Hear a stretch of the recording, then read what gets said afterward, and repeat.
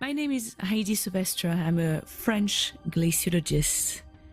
I was born in the French Alps, and this is truly where I first fell in love with ice. Today we truly are losing our glaciers. Not only their disappearance deeply affects our water resources and everything that depends upon this water: agriculture, industry, our economy, entire ecosystems. We know that the more glaciers react to climate change, the more dangerous mountain environments can be. We're already seeing lakes forming underneath glaciers or at the margins, and some of them draining extremely rapidly. We're seeing mountains collapsing because they're not held by glaciers and permafrost anymore. How can we save these glaciers? Well, first of all, it's important to understand that it's not too late. It's not too late to save them. But by far, the best solution, and the only one we should truly consider to save glaciers, is to decarbonize. Their future is in our hands. It is up to us to decide how much ice do we want to leave to our children and grandchildren.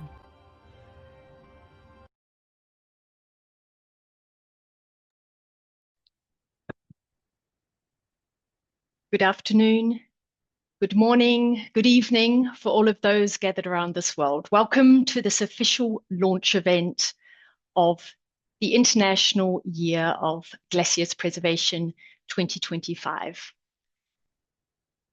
On behalf of the Sustainable Mountain Alliance and the Kilian Jornet Foundation, we're thrilled to have you with us for the next hour as we discuss the implications of glacier retreat on alpine sports. My name is Ingrid Beutler, and I will be facilitating this webinar. This is an official side event of the United Nations, so therefore we will be recording this session and it will be shared on the website of the International Year. There is a specific website dedicated to the International Year, and we trust that no one objects to this. Should you have any questions for the 5 speakers that we have lined up for you today, we kindly ask that you will share them in the chat feature. And should there be time at the end of the webinar, we will seek to address the questions amongst the panelists. And if we cannot and we don't have time, which may be the case, then obviously we'll continue the dialogue through other channels. So just very briefly about the International Year. So in 2022, the United Nations General Assembly declared this year, 2025, as the International Year of Glaciers Preservation. On the 21st of March of this year will be the first official World Glaciers Day. And the objectives of this year are principally to raise global awareness about the critical roles glaciers play in regulating the global climate, providing fresh water, and supporting ecosystems that sustain billions of people. As climate change accelerates, glaciers are melting at an alarming rate, threatening water supplies, ecosystems, and the future of alpine sports and mountain tourism. As glaciers retreat, mountain sports are being reshaped, calling for climate action, risk awareness, and mitigation strategies, as we've heard just now from Dr. Heidi Silvestre, who is a board member of the Sustainable Mountain Alliance. As co-host of this webinar, allow me to briefly introduce the Kilian Jornet Foundation. So this foundation was established in 2020 with the primary mission of preserving mountains and their environment. So the mountains have played a fundamental role in Kilian Jornet's athletic and personal growth, which is why their preservation is just so important to them. So the focus of the foundation is on 3 main areas: research, education, and direct actions, focusing on community action to generate a change. As Kilian said, in my short lifetime, I've seen glaciers disappear. It's only one example of the scale of humans' impact on Earth. We can't fight nature because we are nature, but by working together, we can make a positive impact on the planet. Now, allow me to hand over to co-founder and president of the Sustainable Mountain Alliance, to introduce the SMA, Anne-Cécile Turner. Over to you, Anne-Cécile. Good morning, good afternoon, everyone. Thank you, Ingrid, for the facilitation. So as a president of the Sustainable Mountain Alliance, we've worked on that project a few years ago. And the idea really was to create an organization that will accelerate sustainability integration within the mountain environment and the mountain ecosystem. I personally have a lot of experience and background in the ocean. But ecosystems are connected and the way to protect them could be transferable. So we love the idea of collaboration. That's the real thinking behind the Sustainable Mountain Alliance, is foster collaboration, accelerate change in a very solutions-oriented manner. The SMA is focusing on sustainable tourism and sport. And we have launched this last year, this Mountain Solution Accelerator. We're working, for example, on sustainable snow management and sustainability within alpine ski and ski competitions and alpine events. So I'm not going to take too long today. We're going to hear about the great speakers we have, specifically on the situation we're facing. As you know, it's quite alarming, this situation around glacier. We're going to hear about the speakers today. So there is a real, impact of the glacial retreat on the practice of sport, whether it's sport in skiing sport, alpinism, ski mountaineering, climbing, or even the tourism. We've seen a recent study that, the Swiss alpine huts are affected. 1/3 of the alpine huts, mountain huts, are affected by glaciers melting. I think you're going to hear a lot about all the numbers today, but the last thing we want to say and to be is we don't want to freeze the atmosphere without a bad play on words, because we want to lead to action, and that's the main thing. And as Heidi was saying in the introduction, we want to facilitate solutions, facilitate collaboration, promote solutions, and be an inspiration for all the mountain ecosystem and the mountain actors to be inspired, not to drop the hands and the arms despite this difficult context, and really be inspired to move the needle to protect our beloved mountains. So thank you very much for the introduction. Ingrid, over to you. Thank you very much, Anne-Cécile. So now it's a pleasure to introduce our first speaker. So we will be hearing from Dr. Jean-Baptiste Bosson. So Dr. Bosson is a glaciologist and a geomorphologist studying the impact of climate change on glaciers and ecosystems. He founded the Ice and Life Project and Marge Sauvage, and is a member of the French National Council for the Preservation of Nature. So over to you, Dr. Bosson. Thank you. Thanks a lot. Do you hear me, and do you see the screen in full screen? Yes, thanks a lot. Perfectly. So very happy to be here today for this short presentation on the evolution of glaciers and some ecological issues. So just a brief introduction of that. Most of the content of the presentation originates from the project Ice and Life that we have created with a lot of partners, as you can see, over the last 5 years. That's a science-based project that tried to improve policies and actions on both glaciers and post-glacial ecosystems. So I'm going to develop it a bit, but that's the context. There is about 300,000 glaciers globally. As you can see, that's the black dot on the map, and 2 big continental glaciers that cover Antarctica and Greenland in white. And all the water, the fresh water that is stored in these glaciers is equivalent to 66 meters of sea level.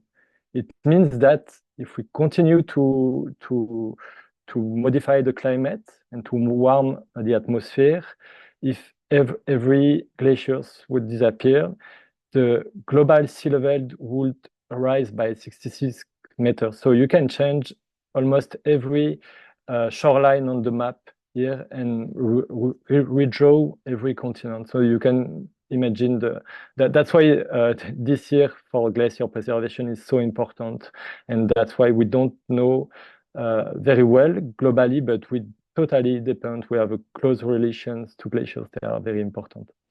So as a consequence of anthropogenic climate change, the temperature has changed by 1.5 degree since the beginning of the 19th century. The consequences are very huge in cold regions, and especially related to the retreat of glaciers globally.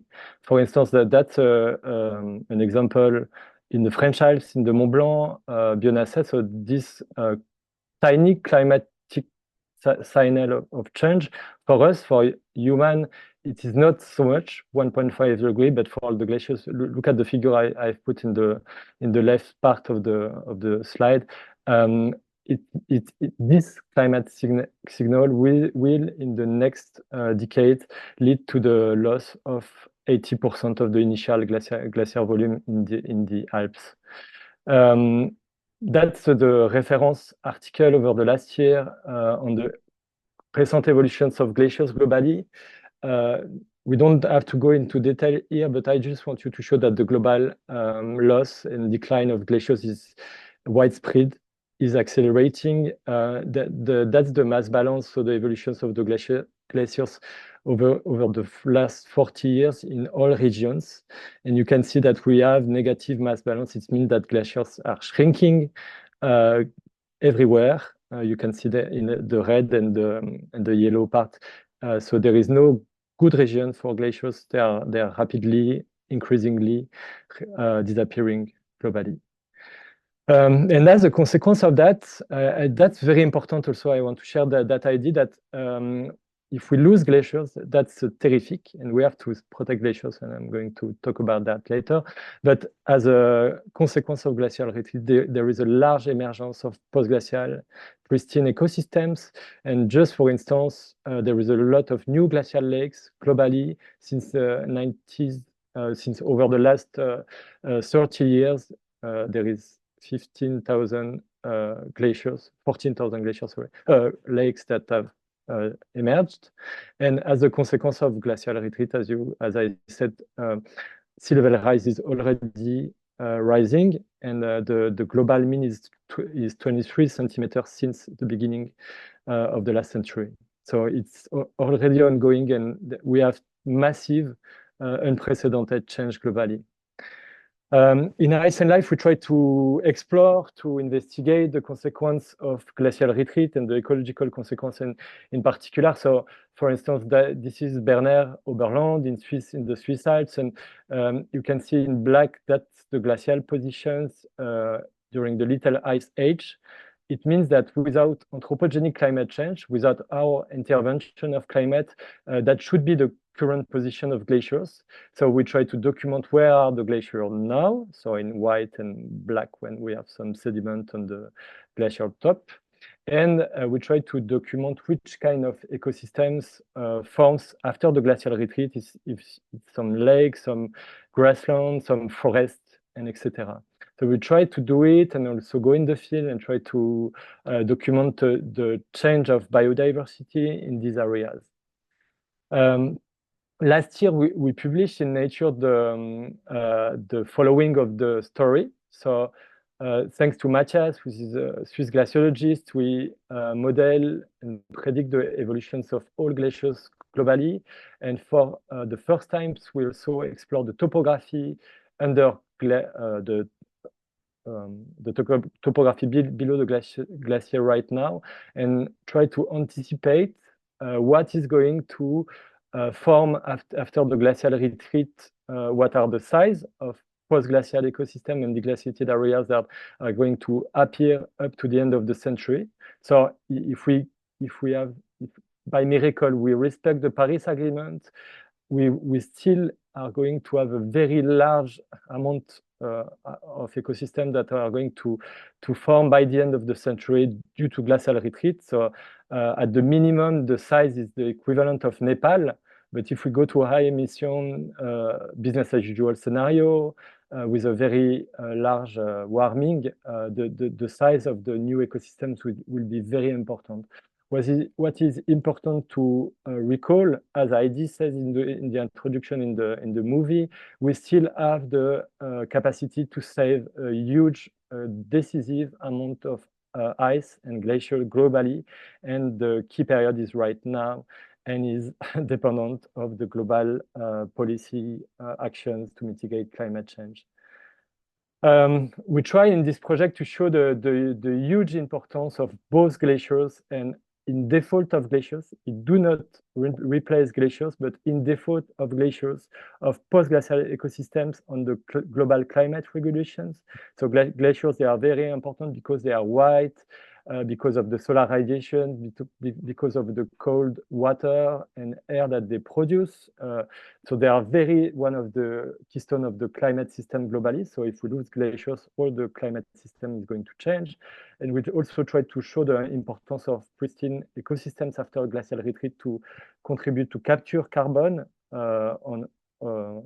so that's an example with the new forest. Another key topic is the future of sea level and freshwater availability on continents. So we need to save glaciers to still have freshwater on lands and also to limit global sea level rise. But if we lose glacier, here again, post-glacial ecosystems will be very important to have freshwater in the territories, such as new lakes and new wetlands. And of course, last but not least, glaciers are habitats, harbor a lot of biodiversity. So if we lose glacier, we are going to have a loss of biodiversity. But here again, post-glacial ecosystems, they are very important as new sanctuaries for nature.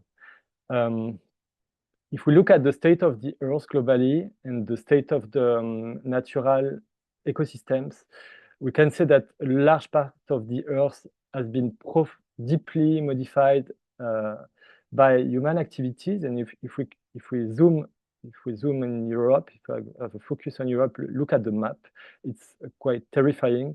And we can say that there is just few left green dot on the map in Europe, and this is the glacial and post-glacial area. So we have very the responsibility, and also if we talk about sport activities, we have the opportunity and the imperative to protect them. And there is a lot of emerging threats and activities on glaciers and on post-glacial ecosystems.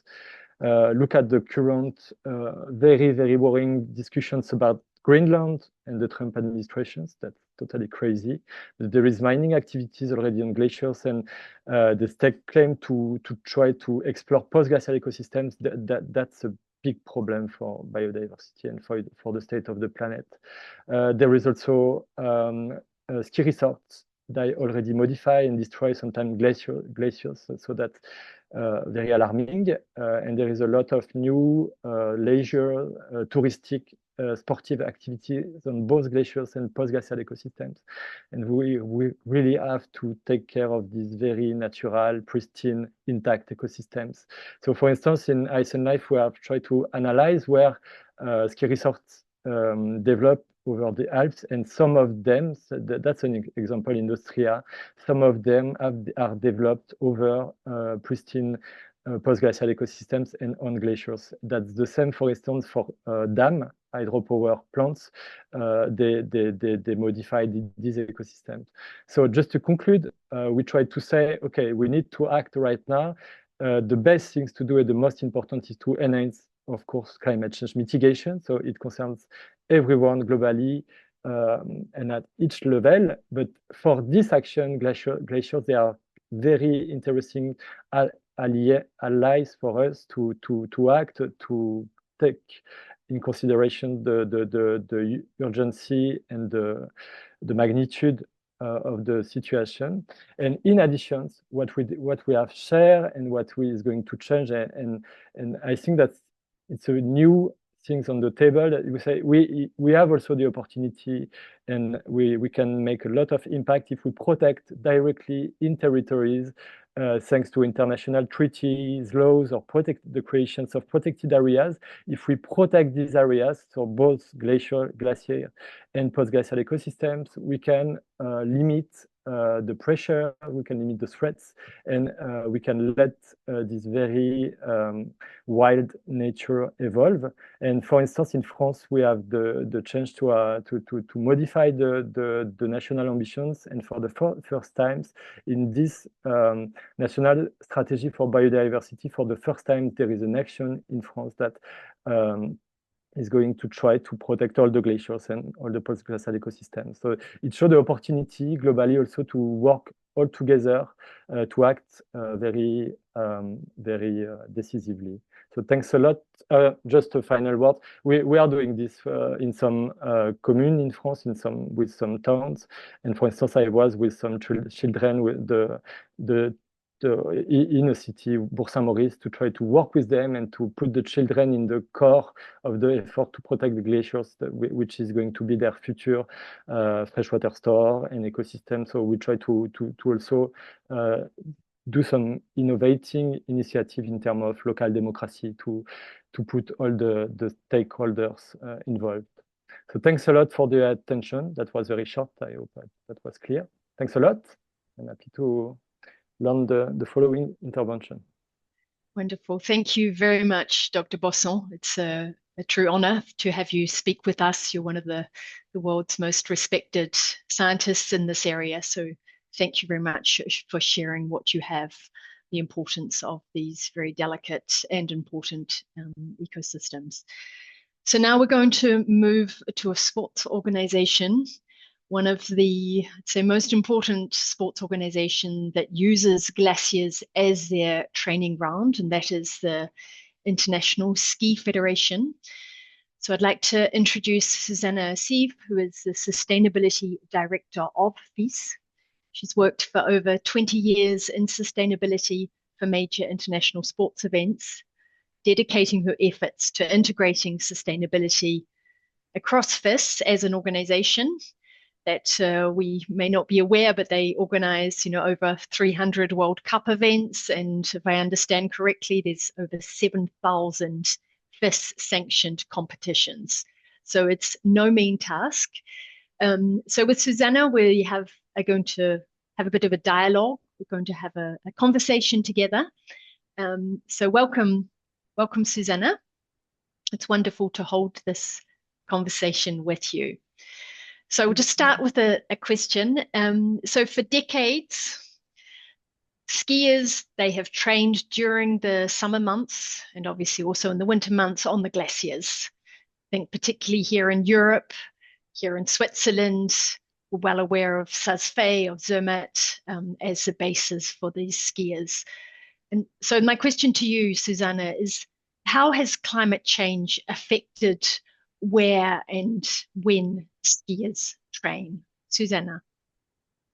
Thank you. First of all, thank you very much for the invitation, and good morning or good afternoon to all of you. Well, the glaciers and all other forms of snow and ice are undergoing significant and potentially irreversible changes to our warming climate, and we saw it in the presentation of the Dr. Bosson. As a result of this glacier shrinkage, the number of glaciers offering summer skiing, for example, has steadily decreasing over the past 20 years. This has led to a decrease also in the number of summer skiers and a shift in preference towards other mountain sport. Here we are talking about amateur or semi-amateur skiers. If we are talking about professional athletes, our athletes, we have seen a shift from European to South American glaciers. So many national teams moved to South America for summer training. clearly also increasing the environmental impact of this practice. And we know we have to reduce this impact.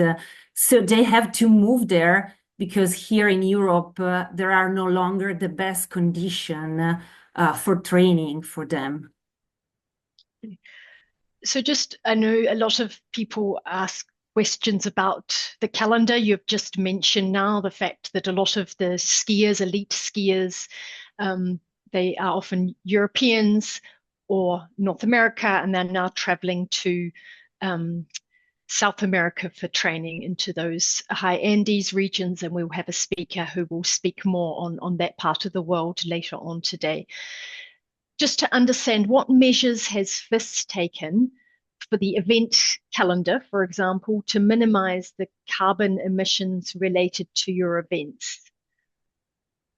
Oh, it's a very tricky question, but thank you for that. Clearly, there is a lot of discussion, including in the media, about the calendar, especially the Alpine calendar. The first thing I can tell you is it is difficult and it's a very long process. We begin this process of building the calendar several years in advance. Again, especially for Alpine, which is an outdoor sport that cannot make use of stadium like ski jump or to a certain extent cross country can. Alpine use public slopes that the lift company usually dedicate to the tourists.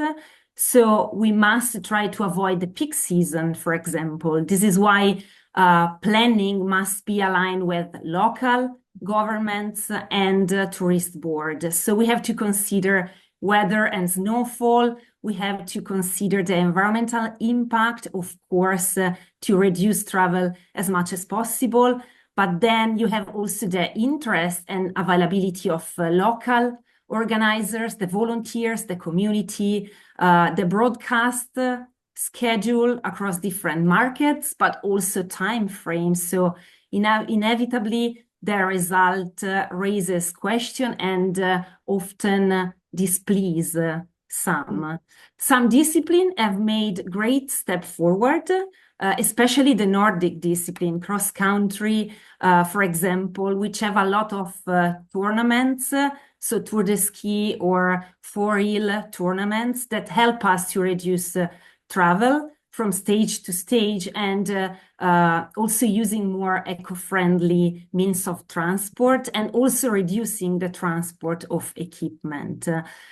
This is to say that we know this is a point where we still have room to improve in the upcoming years and reduce emission, but we also cannot think of using only the sustainability criteria, unfortunately. We cannot take them up and just, design a line taking into consideration only the travels.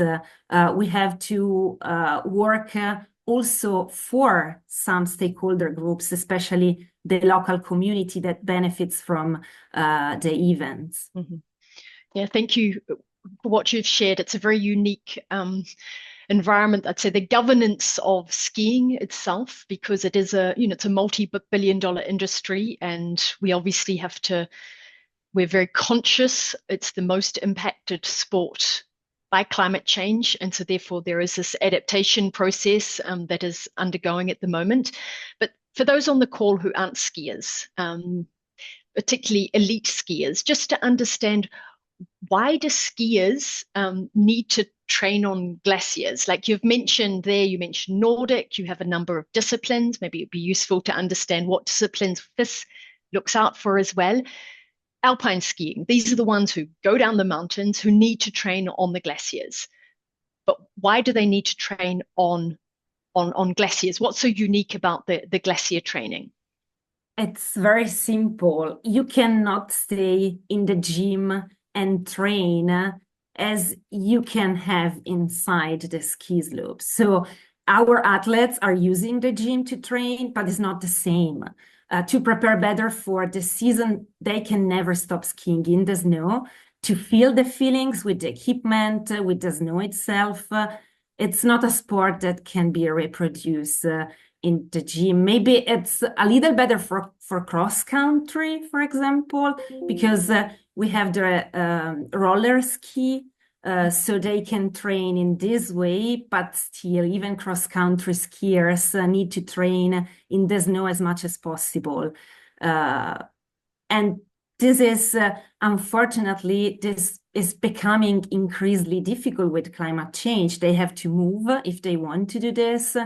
And yeah, their travel, it's climate change affected. So it's, you know, something we have to deal with. And another, you know, improvement they can do is really to think about something different in the practice, but still they need to go there and to train in the real snow. So like every sport, they have their playground or they have their equipment, and obviously you're practicing on the snow. And if any of you are watching Alpine ski, you recognize the power and the strength, and that's only obtained through training on the snow itself. But there's a big difference between skiing on a glacier, which is principally natural unless it's been supplemented. We know here in Switzerland, for example, they'll store the snow between the seasons to ensure that there is snow available at the beginning of the season, including on the glaciers. So often they'll close down the piste where you'd normally typically train. What is FIS doing with regards to, I'd say, sustainability around the whole snow management? So there we can think of production, you can think of storage, grooming, handling, transport. How does FIS influence ensuring that the snow management process is sustainable as possible? Is there anything you can share on that, Susanna? Yeah, of course. First of all, out of curiosity, among the almost 170 events, you mentioned the number of races, by the way, just, you know, not to confuse. We organize every year. Only one is partially hosted on a glacier. The glacier is the Rettenbach Glacier in Austria, and the race is Solden, so the opening in late October. So clearly, all the other events are use natural snow, but above all, artificial snow. We are working on this within the Snow for the Future project with the Norwegian Ski Federation and some research centers in Norway. Snow for the Future is an international joint project to develop climate-friendly technology for securing cost-efficient snowmaking system at ski resort and winter sport facilities. And let us not forget, there is also another European project, the name is CIEPUR, where there is the IBU present, which works on this issue and is making very interesting progress. I believe that the smartest way forward today, and the one we must promote as FIS, is an approach to snow management that take into consideration not only snow production, but also snow farming, snow recycling. So managing the snow resource with an annual vision using different tools. We are working with the World Meteorological Organization to let the ski resort knows there are tools out there they can use for this. So they can take into consideration also the climate pattern. We have a very interesting example, even if I understand it's peculiar because the location, but is Levi in Finland, where with such management, so a combination of different activities, they manage to produce snow only 10 days during the year.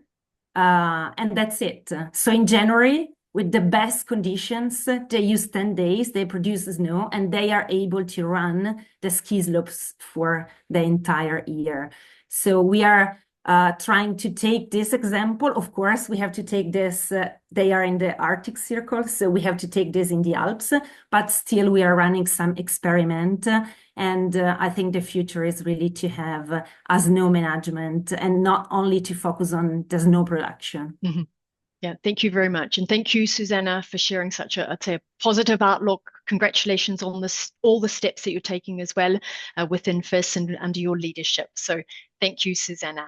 Thank So you. now we're going to remain with skiing. And for those of you who are skiers, and especially the Swiss amongst us, we're rather thrilled to have an absolute legend of free ski extreme skiing with us and founder of We Mountain, Dominique Perret. So over to you, Dominique. Throw you on mute. Thank you, Ingrid. Good morning, everybody. I'm very happy to be with you today. My name is Dominique Perret. I'm a natural-born skier from Switzerland, and I had the privilege to be at the start of freeriding sports among the pioneers. Nature has always been a passion for me, and I started making movies and expedition in the late 80s. 24 years ago, I made a movie called Why to Ski, which was already a warning about global warming. In 2001, I made another movie called Red Alert that raised awareness about climate change with the melting glacier. And I won't lie, back then, these movies were not very well accepted. So the same years, I was not very happy. I became the first athlete to be carbon positive by offsetting 3 times my carbon footprint. You know, it's a rough day today because yesterday President Trump announced he wants to drill.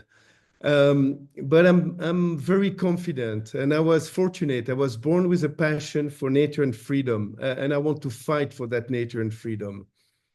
Thanks to skiing, I was able to travel the world, and as Kilian said before, I witnessed a radical change over just a few decades. I've also seen a radical change in the philosophy of the skiers. In the beginning, skier was only about racing, but it gradually opened up to freeriding. It was a new way of living where everyone can make their own tracks. In less than 3 decades, I've seen the world become outdoor. From a few hundred practitioners, we are now taking about 8 million backcountry skiers worldwide. It's an increase about 8% every year. And we have seen a big spike during COVID. And what we see is people need to reconnect with themselves and with nature. So on one hand, it's an extraordinary success, no doubt about that. But this craze is now reaching its limit. There are more and more accidents, and skiers have quite a negative image. And in my opinion, there's a growing threat of regulation, banning that is becoming more frequent. And this will reduce our vital space of freedom. So I'm a firm believer on education. And if we want to decarbonize, I'm sure we need also to have education. So studies show that accidents are constantly increasing. And that's a crazy number. In 90% of the case, the victim or member of the group triggers the avalanche. And here, climate change also leads to several factors that increase risk. At We Mountain, we have identified 3 factors: glacier instability. The melting of glacier causes serac falls, deeper crevasses, and making access more dangerous. Also, the change in weather conditions, rapid weather change, sudden storm, unexpected temperature increase the risk. Particularly with avalanche, we have more unstable layers of snow, especially when it's warming up. So rising of temperature also affect vegetation and wildlife, and it makes terrain more unstable, especially with the melting of the permafrost. There's also an interesting factor for the risk. Due to the lack of snow at lower altitude, most of the skiers now, they miss the opportunity to train below tree line or tree line terrain, which are really friendly terrain. They push into Alpine zone too early, which are most exposed to dangers. And people are rapidly outside of their zone of comfort and competences. So there is a reason why we created We Mountain. we're driven by the desire to make the mountain safer and to promote responsible behavior. And again, I'm sure thanks to education, we can also help to decarbonize. So we have a clear ambition. We have an objective called 33-33. We want to reduce by 33% the accident by 2033. And I would love to have you with us as a Mountain Alliance, to have maybe Kilian Foundation or the FIS with us. Our ecosystem is 360-degree. Again, we need to work together. We need to work with the members, skiers. We need to work with strategic partnerships, with the brand, with the resorts, with organization. And we also need to work with the mountain guides and the ski instructors. And I have a confession to make to you. I was really shocked to hear that in 2024, the president of one of the most important professional mountain associations in Switzerland was a climate skeptical. So our mission today is really to provide education, but also technology. We've noticed that it's impossible to train 8 million people solely through in-person terrain training. The only way to scale up and to talk to everybody is to use digital programs. So in the last 2 years, we invested quite a lot of money to develop a very innovative solution. It's an initial course online, so everybody can learn at home at their own pace, wherever they want, whenever they want. And in a second step, they can meet the instructors and validate the new skill on the mountain. So to achieve this, we have united 50 international experts. So it's really possible to unite people from Canada, USA, from Europe. People specialize in human factors, addressing mental, energy, nutrition, equipment aspect, but also environmental factors such as meteorology, topography, snow science, and of course, sustainability. On top of that, we also worked with experts from University of Montreal and Lausanne to create a standardized and universal education system. We need something global. Now we need to work all together. We're very proud to have more than 20 premium international brands. They joined the initiative very quickly. And they also want to build a sustainable mountain, the mountain of tomorrow. I have a very good news, and thank you, Susanna, for being part of the FIS. We are currently also the official partner of education for the Freeride World Tour. We help the young athletes who are extraordinary athletes on skis, but they lack of mountain knowledge. And these people are really important because they are the role models and they will be the leaders of tomorrow. So We Mountain is a revolution. It's a revolution with 3 main impacts. The first impact is pretty clear, saving life, reducing accident. But then the second impact, and it's more related as today's topic, we train our members in nature preservation. So, for example, we teach about travel. We highlight transportation mode, which represents 52% of carbon footprint, 52%. So we encourage people to choose sustainable travel, carpooling, public transportation. We also emphasize on local and seasonal food consumption to reduce carbon emission, to support local economies, and to preserve biodiversity. We also address the purchase and the maintenance of the sports gear, advocating for responsible, eco-friendly equipment, to extend the lifespan for regular maintenance, or to consider second-hand solutions sometimes. We also talk about waste management, which is a critical aspect, importance of sorting and recycling. And we really promote a zero waste philosophy for during outdoor activities. And finally, we also teach about wildlife and vegetation, ethical behaviors, to avoid disturbance in natural habitats, to refraining from picking or destroying plants or small trees, and to protecting wild animals and natural spaces. So this is what we do on the environmental aspect. And of course, we also teach people about the vital space of freedom, because over the last decades, freedom has melted like snow in the sun. We are witnessing more laws, more restriction, more regulation on the mountain, which is unacceptable. If we want freedom, we need education. If we act like idiots, we will lose access to our mountain. So we need to behave responsibly, and we want to continue to enjoy this beautiful freedom.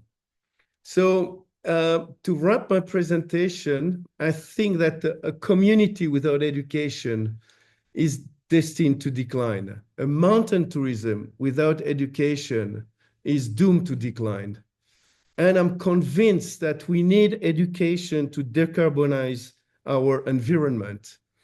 And we can significantly combat glacier melt through awareness of climate change, sustainable practice, encouragement of researchers, better trainings of mountain guides and professionals, community mobilization, and a better support for conservation policies.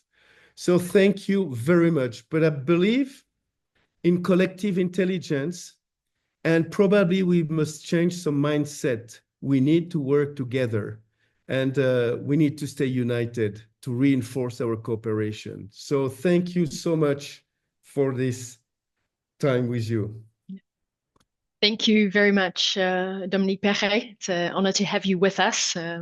We apologize to the listeners for the little technical hiccup. We understand and trust that you received the presentation later on. So thank you very much, Dominique.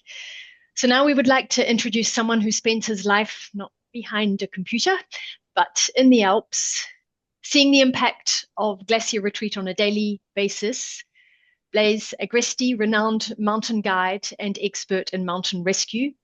Blaise spent over 2 decades as head of a specialized unit of the French National Gendarmerie responsible for mountain rescue in Chamonix, France.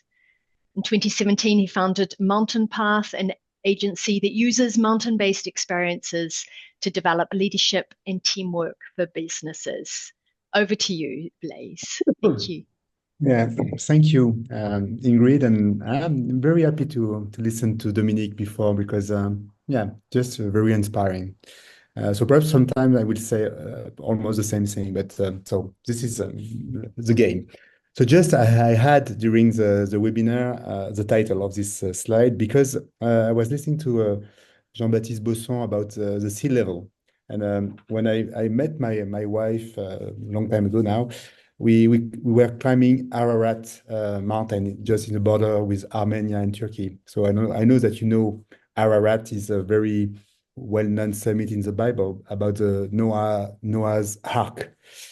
And my title is very basic, because I think if we are looking at the mountain just for people from the outdoor community, we are doing a big mistake, because I think there is something in the back of the big change we are facing in the coming years, I think in the coming decades, is if you just look at the information of Jean-Baptiste about 66 meters of sea level will increase in the coming years, or perhaps in 1 century, we'll have a lot of big change if we are talking about geopolitics.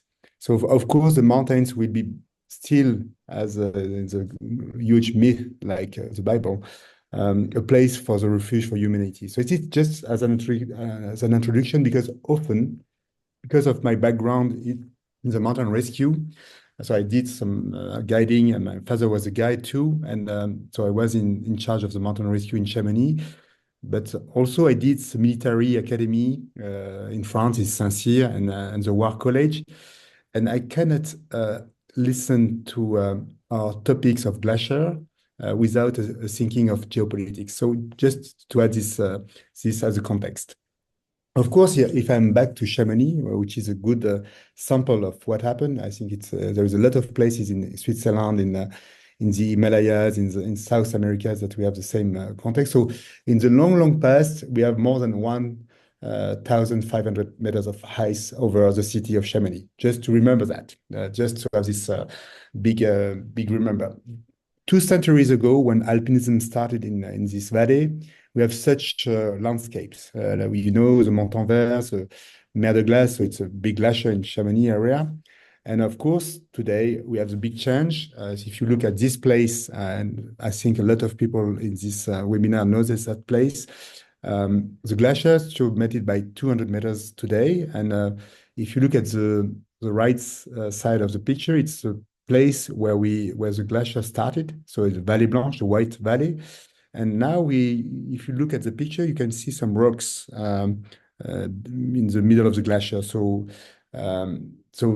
glacier has you have this huge increase, and we have a lot today, the testimony of different places and the science, and Jean-Baptiste share a lot of content about that.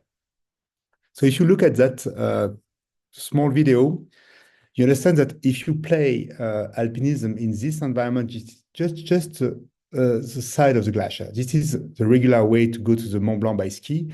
And of course, we have also on the other side, so one side will be by the Grand Montée way to the summit of Mont Blanc, which is still today a huge place to climb. You can observe on the other side the corridor Coutet, so it's a lot of people know this place too. Just a few videos just to see what happened when the permafrost is melting, because it's another side of the glacier meeting is a permafrost melting. I think it's very important to talk on both sides.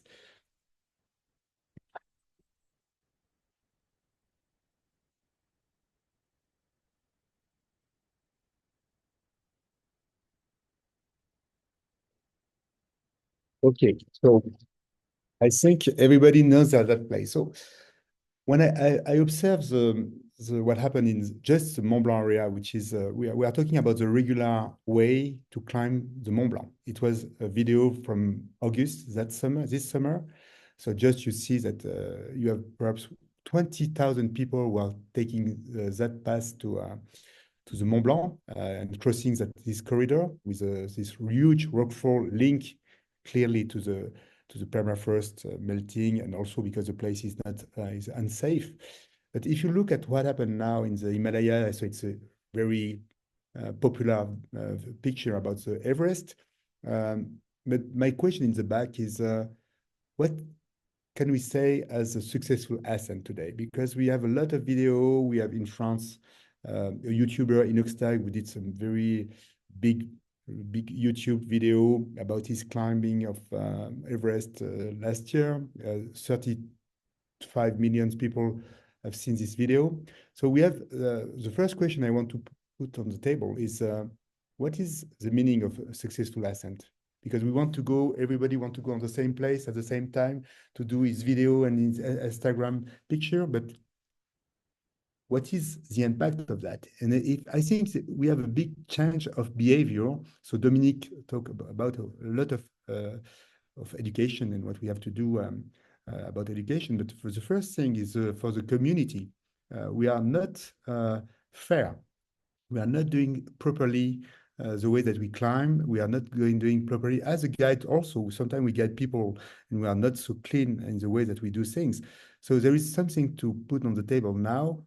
I think it's very important to start the conversation is what's the meaning of doing such things? And it's really what happened today on the main spot, which is Mont Blanc area, which is Everest, which is the main summit in the world. So I think we have to talk about that. So I have not a lot of solution, of course, but I want just to share a few ideas. So I think we have to go back to basics, to go back to basics. Of course, education and exemplarity, I think it's something we have to put on the table for the community. It's for people who do some winter activities, ski, but also alpinism. So we have to talk about that. Of course, we have to adapt ourselves to when we will climb the mountain, at what altitude, what kind of activity we have to share with our client as a guide. And after that, I have just two very basic things, but in US, for a long time now, they create this association, this non-profit, Leave No Trace. I think it's something we have to look at. In Europe, we are not so We don't use to play like that, leave no trace. So when you go in the mountain, in the outdoors, you play without any kind of trace when you go to sleep in a tent or to go to the refuge, to leave no trace. But it means also equipment. It means what you can let on the mountain. It's absolutely true and obvious in the Himalayas. They have a lot to do on that still today. But it's people from the Western countries that are doing they let so many garbage on the Everest. The second idea, I think, it's go back to alpinism roots, which is doing things by fair means, and to have a kind of low profile when we do activities. Even so, I'm with my small company, Mountain Pass. We used to organize seminars for companies, for corporate environment, and of course we have a huge power because every year we host some steering committees from big companies, and so we have some impact. So I think guides, ski teacher, all the people who are living in the mountain, we have to be educators, not only to say, okay, we do our business and we do business as usual, but we have to be more on the education position. As a mountain guide, it's very important to understand that we have a huge power to convince people to change because they are living, they are with us, we stay some long day in the mountains. So to support this sustainable leadership is not only ourselves, is to help people to change their mindset and their understanding. And it's our mission. I think the mission of a guide today, of course, is to manage the safety for his client or our clients if he's a girl, but we have also this mission to educate and to be part of that. So we need to understand what are the impact of the glacier melting over the mountains, over the sea level, over a lot of things. So to have a big picture and to understand what happened, and then to share and to explain to people. So back to basic and some just remember leave no trace and by fair means, which are, I think, some very important part of the way that you can practice the outdoors.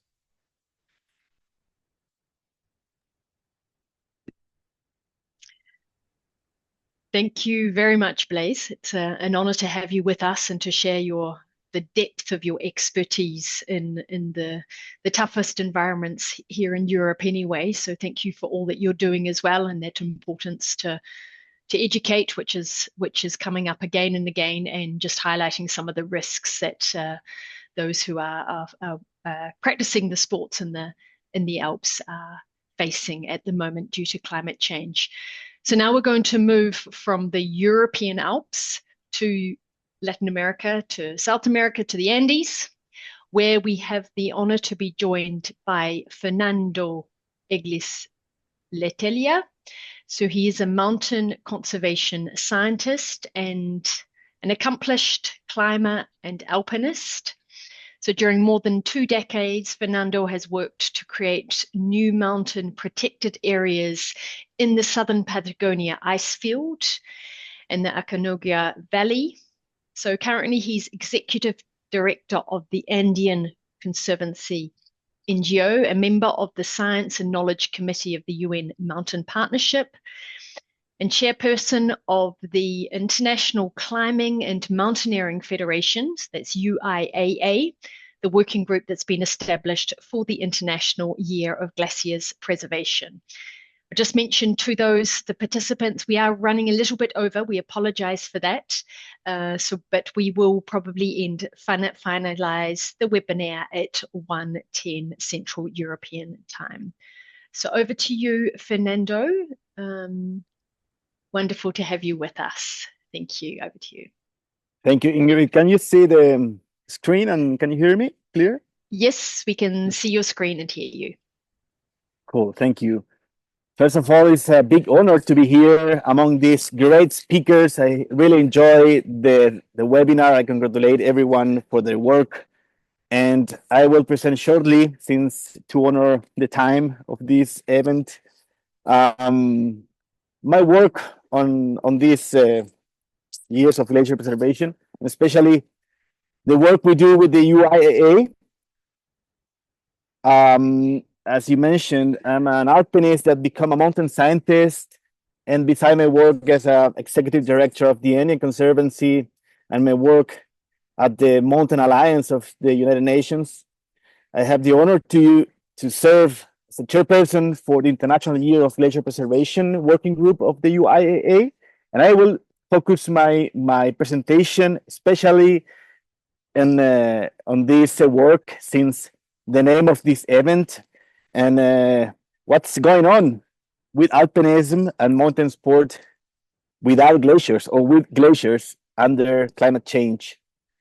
So I will present more pictures about Patagonia. I really enjoyed the picture of the Alps in this presentation, but I'll change a little bit the perspective. It's still on granite.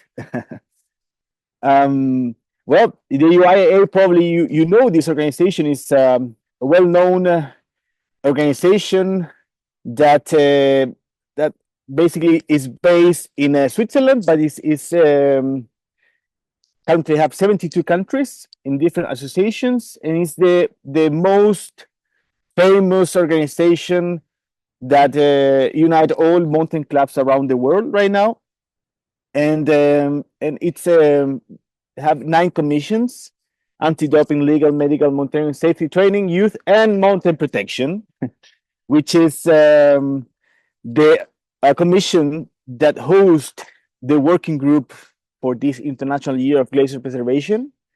And this is a group currently with 9 members from 4 different continents, which is like amazing to have the voices from almost all mountain ranges on the world.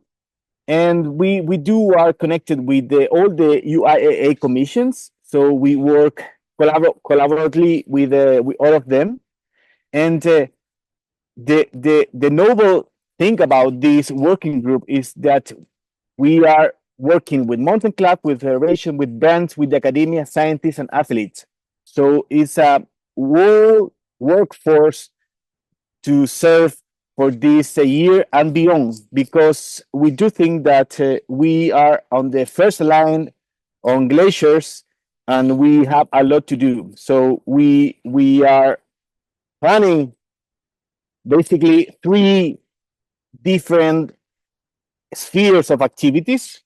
First of all is safety guidelines. It's mountain safety under this new climate change condition. Sorry about the birds. I have a lot of nature noise on me now. And then social media and communication, of course, as Pierre and others show, the social media and communication is key now. And then mountain community outreach and engagement, which again, education is also very, very, very important. About safety guidelines, I really enjoyed the last presentation because it really shows what's going on in mountains. It's we are not just in the Alps having rock avalanches all around the world, and we need to create awareness about these new risk scenarios we are having in mountain areas.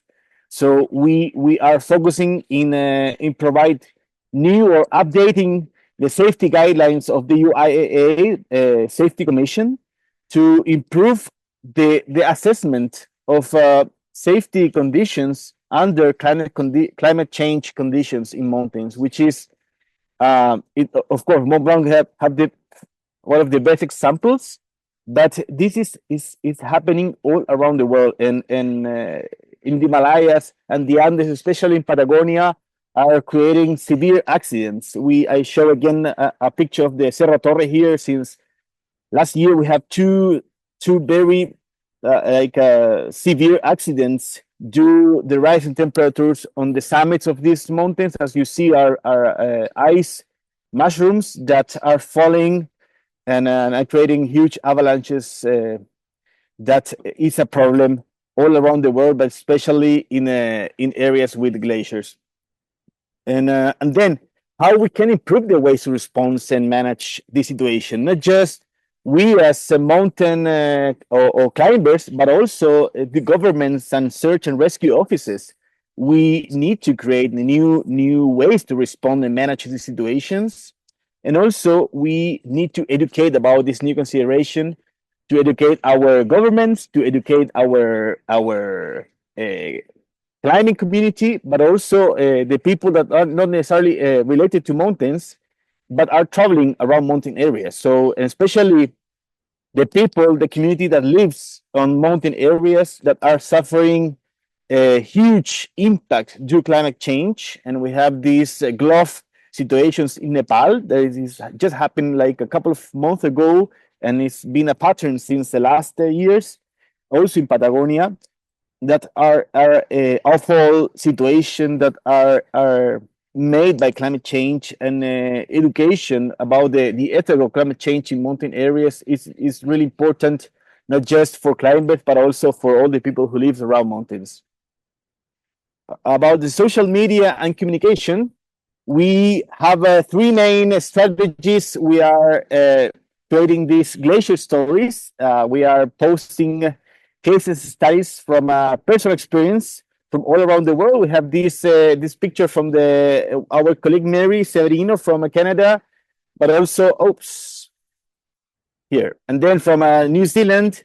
And also, I really want to invite everyone here that is want to tell their story about glaciers to write to mountain protection at the uiaa.org to participate. And then we have a podcast again about it's called Glacial People.